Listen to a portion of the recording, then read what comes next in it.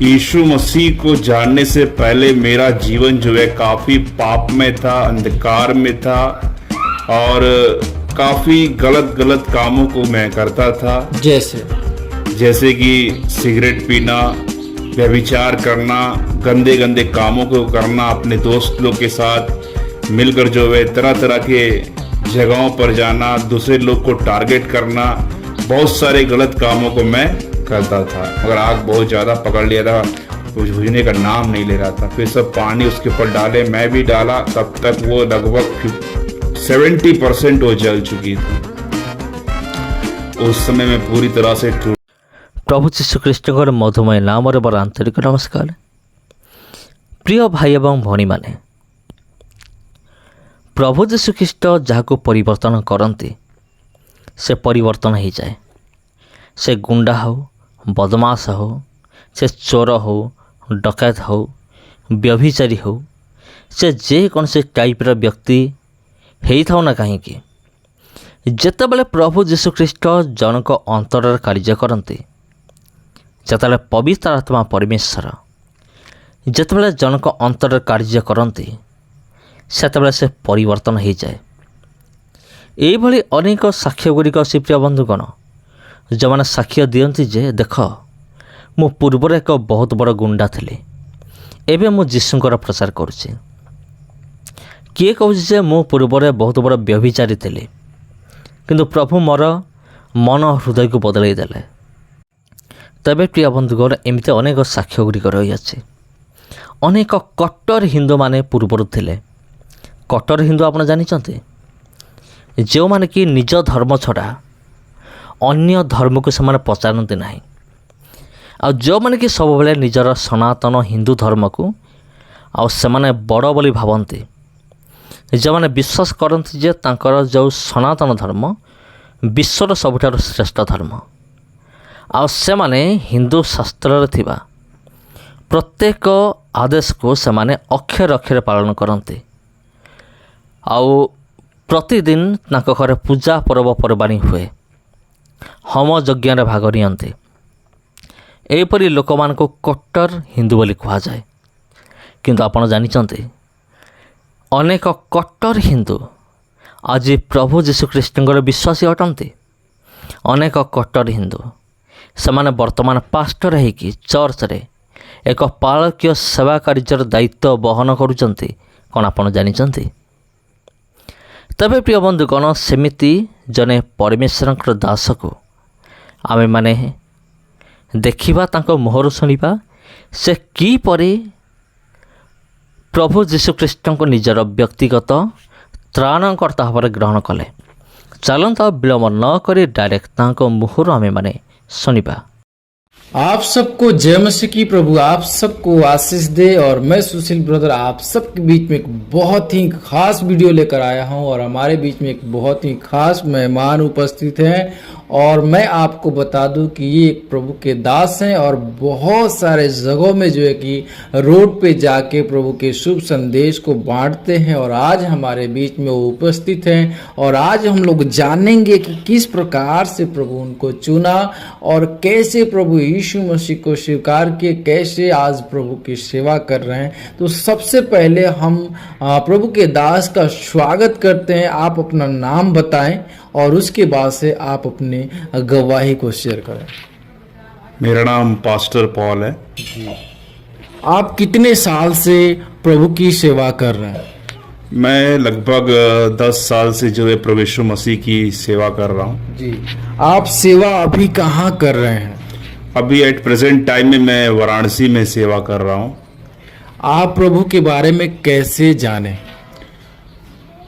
प्रभु यीशु मसीह के बारे में जो है मैंने आज से लगभग 15-16 साल पहले जो है बढ़िया से यीशु मसीह के बारे में जाना। जी, तो यीशु मसीह में जाने से पहले आपका जीवन कैसा था? यीशु मसीह को जानने से पहले मेरा जीवन जो है काफ़ी पाप में था, अंधकार में था और काफ़ी गलत कामों को मैं करता था। जैसे कि सिगरेट पीना, व्यभिचार करना, गंदे कामों को करना, अपने दोस्त लोग के साथ मिलकर जो है तरह तरह के जगहों पर जाना, दूसरे लोग को टारगेट करना, बहुत सारे गलत कामों को मैं करता था। जी। तो आप प्रभु यीशु मसीह को कैसे स्वीकार किए? एक्चुअली क्या है कि यीशु मसीह को एक्चुअल में मैंने जो है आज से 15-16 साल पहले मैंने बढ़िया से जाना। जी। उससे पहले भी मैं मसीह में था, जी। मगर नामधारी था। नामधारी का मतलब है कि जैसे कि और भी सारे बहुत सारे कम्युनिटी के लोग हैं, जैसे कि मैं किसी को बोलना नहीं चाहता हूँ, इंडिविजुअली मैं किसी को नहीं बोल रहा हूँ। रोमन कैथलिक वाले जी, आरसी वाले जी, मैं आरसी बैकग्राउंड से था, रोमन कैथलिक को मैं फॉलो करता था और मेरी पूरी फैमिली जो है रोमन कैथलिक को ही फॉलो करती थी। और रोमन कैथलिक का भी कैसे कम करते थे, जैसे कि बहुत सारे मूर्तियों को रख के, जैसे कि मरियम का मूर्ति रख देना, यीशु मसीह का मूर्ति रख देना, क्रॉस रख देना और अन्य भी जितने भी देवी देवता है उन सब की फोटो मूर्तियों को लगाकर अगरबत्ती दिखाकर मोमबत्ती दिखाकर जो है हम लोग पूजा करते थे। और ऐसे ही हम लोग करते थे। और यही नहीं बल्कि सब जगहों पर जाकर, जैसे कि मंदिर में जाकर हम नारियल भी फोड़ते थे, 11-11-21 नारियल भी फोड़ते थे। जब मेरा एग्जाम खत्म होता था, नहीं चर्च में नहीं, मंदिर में जाके, यानी सबको मैं फॉलो करता था, बोलता था कि सब एक है। मेरा मानना ये था कि सब एक है, सब भगवान एक है। मगर नारियल को जाकर मैं 11-11 नारियल 21-21 नारियल में फोड़ता था। और ये उस समय फोड़ता था जब मेरा रिजल्ट आउट होने वाला रहता था एग्जाम का। तो मैं भगवान से जाके बोलता था, अन्य जो देवी देवता हैं, कि ये मुझे पास कर दीजिए। यदि आप मुझे पास कर देंगे तो मैं जो है और भी बढ़ के और भी ज्यादा मैं आपको जो भी है नारियल जो आपको मैं अर्पण करूंगा, समर्पित करूंगा। तो इस तरह से मैं वाचा बांधता था अपने देवी देवताओं से, जो उनसे मैं प्रॉमिस करता था।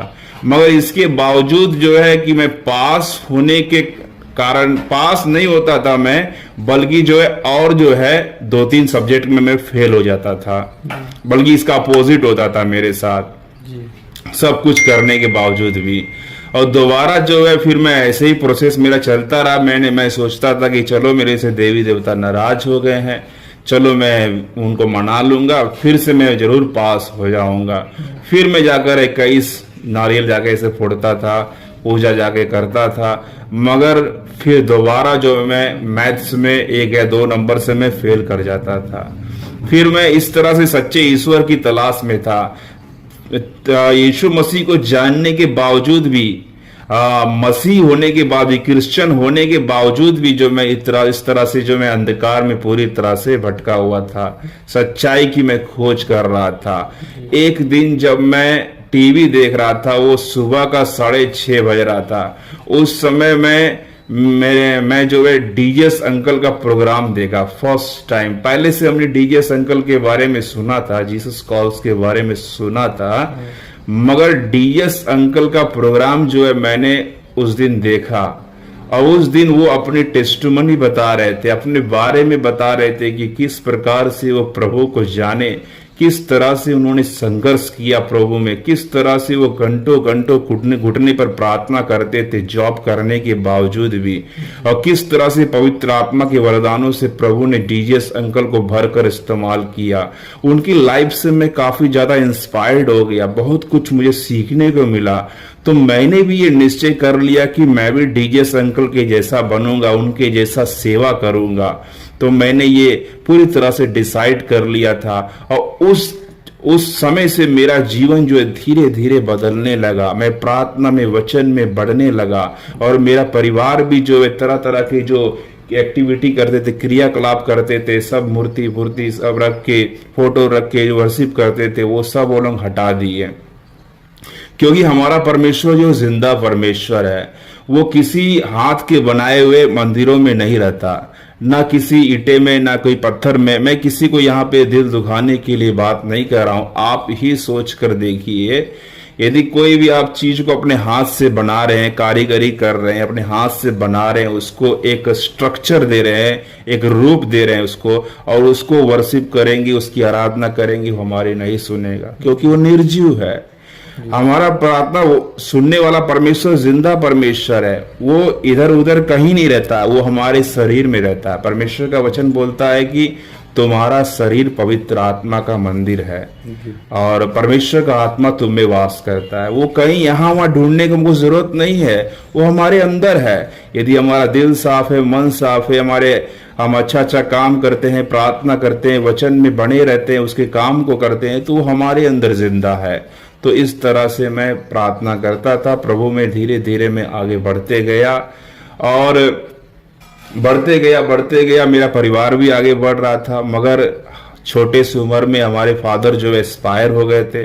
छोटे सी उम्र में, काफ़ी कम उम्र में हमारे पापा जो हम लोग को छोड़कर चले गए थे। हम 4 भाई थे, 3 बहन थे, मेरी माँ थी। माँ ने जो काफ़ी मुश्किलों से हमको जो है पढ़ा लिखा कर बड़ा किया। अच्छे से हम लोग पढ़ भी नहीं पाए, मगर जो है प्रभु यीशु मसीह ने हमें काफ़ी मदद किया इसमें। और परिवार में कोई कमाने वाला नहीं था, अर्निंग करने वाला कोई नहीं था, जिसके कारण जो है मुझे एजुकेशनल फील्ड में जाना पड़ा एज अ टीचर के जॉब के लिए। प्राइवेट स्कूल में, इंग्लिश मीडियम स्कूल में मैं पढ़ाता था। और इस तरह से मैं जब ऐसे जगह पर गया पढ़ाने के लिए, ऐसे माहौल में गया, अन्य जातियों के बीच में जो है मैं, जहाँ पर मेरा प्रार्थना और वचन जो है बिल्कुल भी कम हो गया। और अन्य जाति का जो बातें जो था, जो संगति जो था, जो वो लोगों का नेचर जो था, वो पूरी तरह से मेरे अंदर आने लगा। और इस तरह से मैं अपने जीवित परमेश्वर से धीरे धीरे दूर जाने लगा। काफ़ी ज़्यादा मैं पाप में भी, गंदगी में भी चला गया था। और उसके बाद जो है मेरा तबीयत खराब हो गया। तबीयत खराब होने के बाद मैं घर वापस आया। और घर वापस आने के बाद मुझे हमेशा फीवर रहता था, हेडेक रहता था, सर में दर्द रहता था। तो मैं एंटीबायोटिक दवाई लेकर जो है इस तरह से खाया करता था। मैं सोचता था कि चलो नॉर्मल फीवर है, ठीक हो जाएगा। ऐसे ऐसे मैं करता था। तो महीना भर 10 दिन ऐसे ठीक रहता था, उसके बाद वो फिर आ जाता था। ऐसे करते करते मेरा शरीर जो है पूरी तरह से शरीर मेरा गल गया, पूरा हड्डी का ढांचा हो गया। मेरी आंखें पीली पड़ चुकी थी और हम लोग के पास कुछ खास पैसा भी नहीं था, कोई इनकम का सोर्स नहीं था, कोई कमाने वाला नहीं था।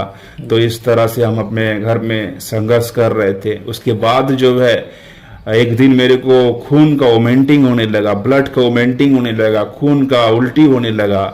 और उसके बाद जो है बहुत ज़्यादा उल्टी हो रहा था, बहुत ज़्यादा उल्टी हो रहा था। उस समय जो है मेरे भाई लोग और मेरी माँ जो है मुझे पास की हॉस्पिटल में लेकर गई। फिर वहाँ पे मुझे मालूम चला कि मुझे टीबी बीमारी हो गई, वो भी लास्ट स्टेज का। और डॉक्टर ने भी यहाँ पे जवाब दे दिया था कि इसका कोई कुछ नहीं कर सकता, इसको अपने घर ले जाओ। और वहाँ पर जो है मैं वापस अपने घर आ गया। और अब मेरे पास एक बाइबल था जो मैं हमेशा पहले पढ़ता था, प्रार्थना करता था। उस बाइबल को मैंने फिर से उठाया। जिस बाइबल को मैंने छोड़ दिया था संसार में जाने के बाद, उस बाइबल को मैंने फिर से उठाया, प्रार्थना किया, रोया प्रभु से। और प्रभु का आवाज मेरे पास आया कि मत डर, मैं तेरे साथ हूँ। मैं अपने धर्म में दाहिने हाथ से पकड़कर तेरी सहायता करूंगा, अपने धर्म में दाहिने हाथ से तुझे संभाले रखूंगा। इस तरह से मेरे पास वचन आया, मुझे काफ़ी शांति मिला। और मैं जिस तरह से देख रहा हूँ कि मैं पर डे बाइबल पढ़ रहा हूँ, उसी कंडीशन में कुछ दिन के बाद मेरी खून की वोमिटिंग जो थी वो बंद हो गई, ब्लड आना बंद हो गया। और मैं प्रार्थना में बनते गया। उस प्रकार से मेरा जो है शरीर भी फिर से बनने लगा। शरीर बनते गया। उसके बाद में 1 महीने के बाद जो है फिर से उसी डॉक्टर के पास गया चेकअप के लिए। डॉक्टर शॉक्ड हो गया, आश्चर्यचकित हो गया, ये कैसे हो गया। और उसके बाद जो डॉक्टर ने भी जान लिया कि यीशु ही जिंदा खुदा है। और मैंने भी उसको बोला कि मुझे यीशु ने ठीक किया है जी। उस परमेश्वर ने मेरे जीवन में अद्भुत काम किया। तो आपके जीवन में कुछ ऐसा जो मोड़ आए जिसके चलते प्रभु में आप काफी मजबूत हुए हो, तो वो मोड़ कोई बताइए ताकि लोग जाने।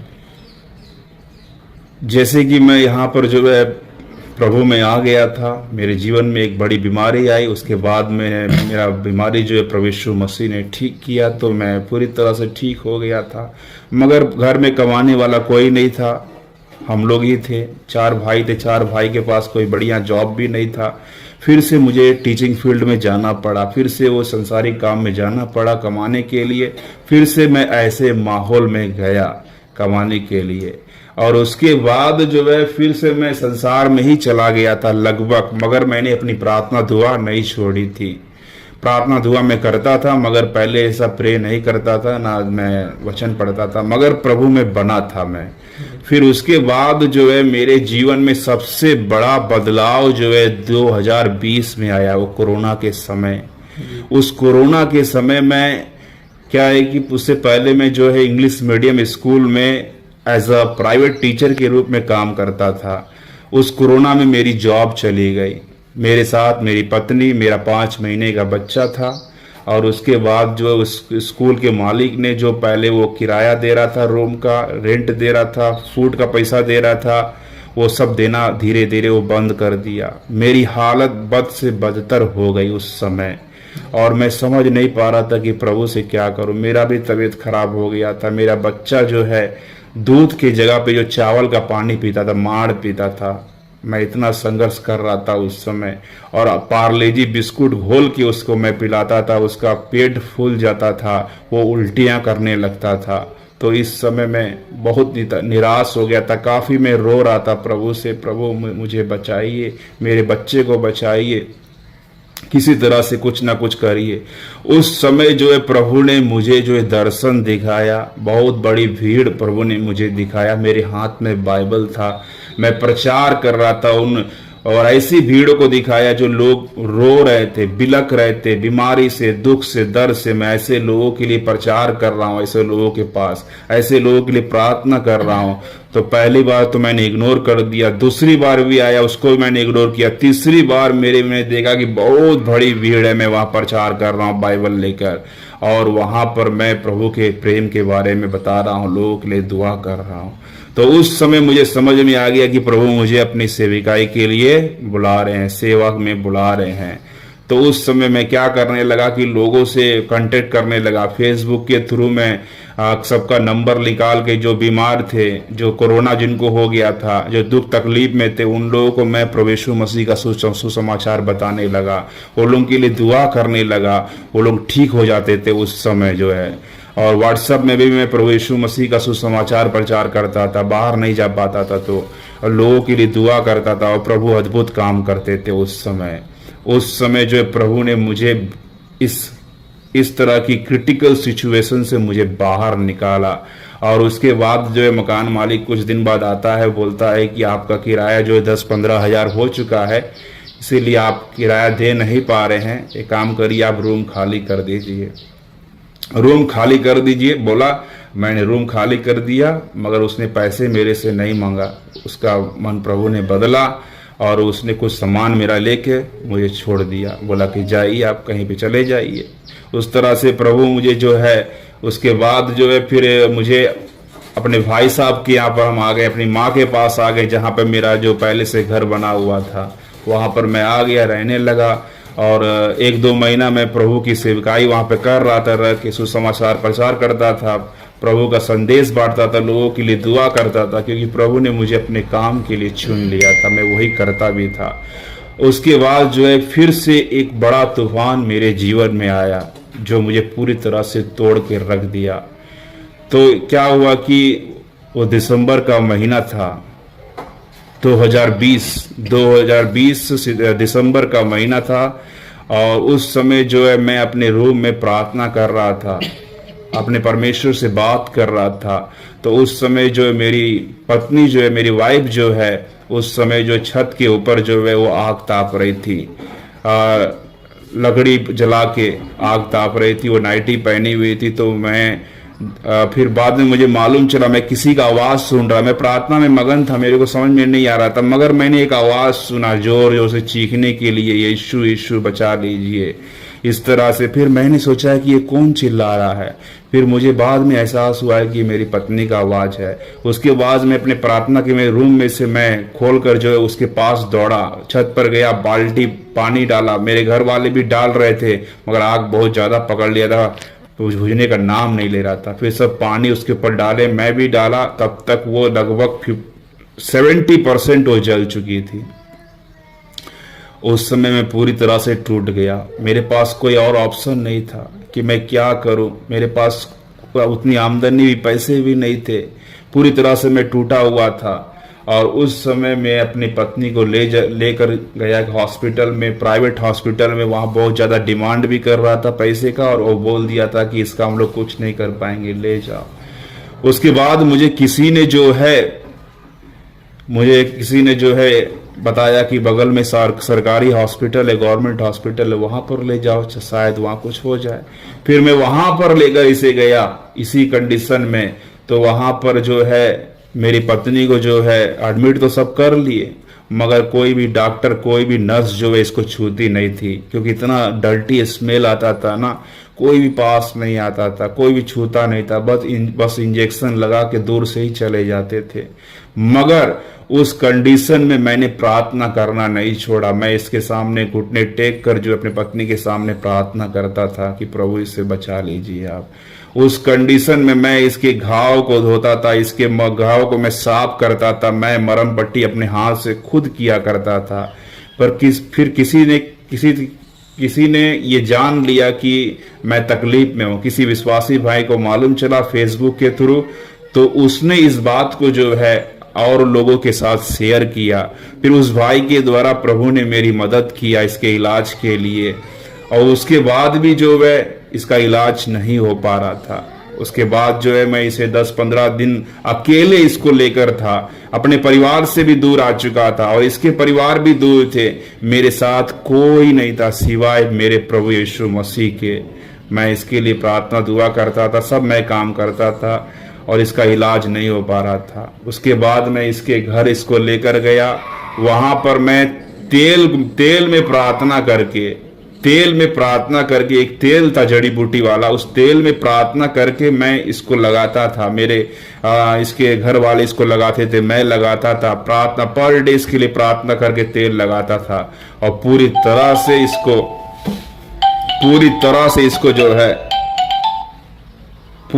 से जो है इसको चंगाई मिल गई। पूरी तरह से ये जो है ठीक हो गई। और इस तरह से जो है प्रभु ने एक अद्भुत काम किया मेरे जीवन में। इस तरह से जो है प्रभु ने जो है एक अद्भुत काम किया और मेरी पत्नी को पूरी तौर से चंगाई दी और उस तरह से मेरा जीवन पूरी तौर से बदल गया। और मेरी पत्नी और मैं दोनों मिलकर जो है प्रभु यीशु मसीह की सेवकाई करते हैं, सेवा करते हैं। गांव में जाकर, गलियों में जाकर, सड़कों में जाकर प्रभु यीशु मसीह का उद्धार का संदेश बांटते हैं। जिस प्रभु यीशु मसीह ने मुझे बचाया, मेरी पत्नी को बचाया, मैं चाहता हूं कि सबका जीवन भी बचे, लोग नरक की आग से बच जाएं और सच्चे परमेश्वर को जान ले। हम लोग हर जगह जाकर प्रभु यीशु मसीह का उद्धार का संदेश बांटते हैं। हाँ, बहुत जगह जाके, भारत के हर एक जगह पर हम लोग जाने का कोशिश करते हैं और प्रभु हमें अपने महिमा के लिए बहुतायत से इस्तेमाल भी कर रहे हैं। जी दोस्तों, आप लोगों ने देखा किस प्रकार से जो है कि प्रभु के दास अपने टेस्टमनी को दिए और ये बहुत जगह जाकर जो है कि रोड पे जाके प्रभु के शुभ संदेश को बांटना, उन लोग से मिलना, उन लोग के लिए प्रार्थना करना, कई जगह में जो कि इन लोग किए हैं और करते हैं और करते रहेंगे। और इनका वीडियो आप देख सकते हैं, इन स्क्रीन पे जो है कि चल रहा है। और इनका खुद के एक चैनल भी है, मैं आपको जो है कि डिस्क्रिप्शन में दे दूंगा, आप जाकर वहां से चेक कीजिए और देखिए कि किस प्रकार से जो इन लोग की सेवकाई है। और इनकी सेवकाई से आप लोग बहुत कुछ सीखेंगे। और मैं आप लोगों से कहना चाहता हूं, अगर आप लोग इस वीडियो को पूरा देखें तो आप लोगों का क्या राय है इस वीडियो के संबंधित, अपना राय ज़रूर कमेंट बॉक्स में लिखिए। और आप जो लोग भी देख रहे हैं उन लोगों को क्या आप एक कोई संदेश देना चाहते हैं, 2 शब्द में बताएं। मैं जितने भी यहाँ पे इस चैनल को देख रहे हैं, मैं उन सब से एक ही बात मैं बोलना चाहता हूँ देखिए, जो ईश्वर आपकी प्रार्थना सुनता है, जो आपकी सुनेगा, आप उसी की सुनिए।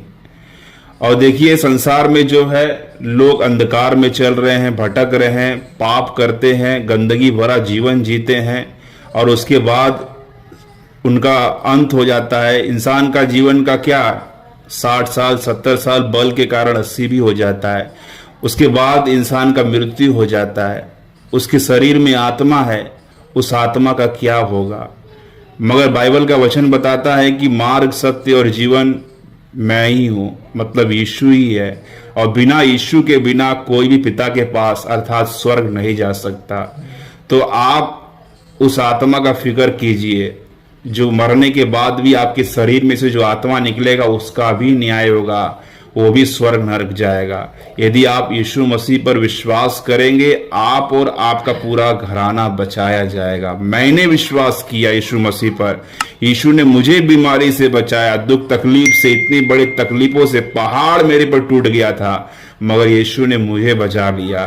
तो चाहे आप किसी भी धर्म के हों, किसी भी समुदाय के हों, इससे कोई फर्क नहीं पड़ता। चाहे किसी भी आप बैकग्राउंड से क्यों ना आते हो, आप एक बार जो है यीशु मसीह पर विश्वास करिए, उनसे प्रार्थना करिए। आपके जीवन में किसी भी प्रकार का दुख हो, तकलीफ हो, बीमारी हो, आप यीशु के पास आइए, आपको जरूर छुटकारा मिलेगा।